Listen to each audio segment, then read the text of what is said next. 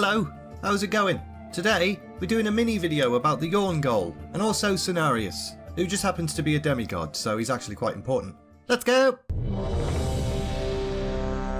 Whilst the Mogu Empire had been at its height, the cow people known as the Yaungol had been roaming the grassy plains of central Kalimdor.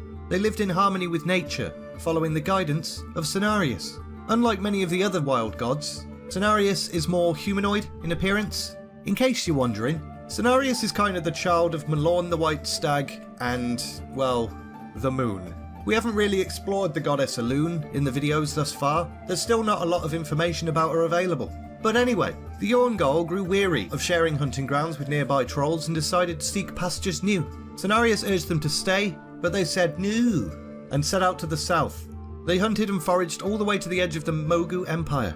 The emperor of the time, Qiang the Merciless, found the Yaungol and their immense physical strength fascinating. He ordered his flesh shapers to capture the nomads and transform them into even mightier and more intelligent servants. As we know from Friday's video, eventually the Yaungol rose up with the other races and, freed themselves. But they had lost a lot. The strict Mogu laws that had forbade the slaves from discussing their heritage ultimately caused the Yaungol to forget where they'd come from. Some held on to faint memories of an ancient demigod who'd watched over them. Others insisted they should abandon all tradition and forge a new destiny. The disagreements grew heated and sometimes even led to bloodshed.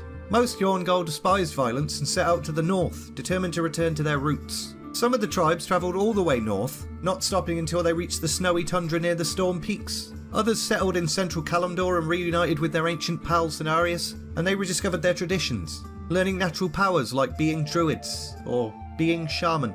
Some just stayed in the Vale. They quickly found themselves at odds with the other liberated races, so they moved west, beyond the Serpent Spine, and then found themselves having to worry about the Mantid instead. Those near the Vale kept the name Yaungol but grew more warlike. Those in central Kalimdor, close to the Well of Eternity, would become known as the Tauren. And those near the Forge of Wills would be called Taunka, and they basically turned into Yetis. These groups maintained contact with one another for many years, but eventually, when the Sundering happens, they will lose all connection to each other.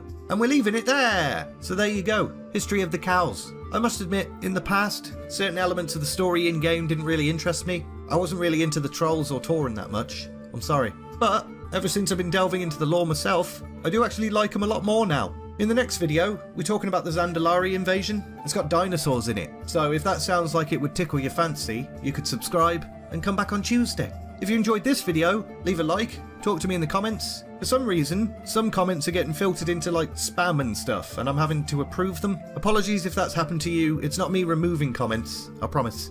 But all that's left to say is, thanks very much for watching, and see ya!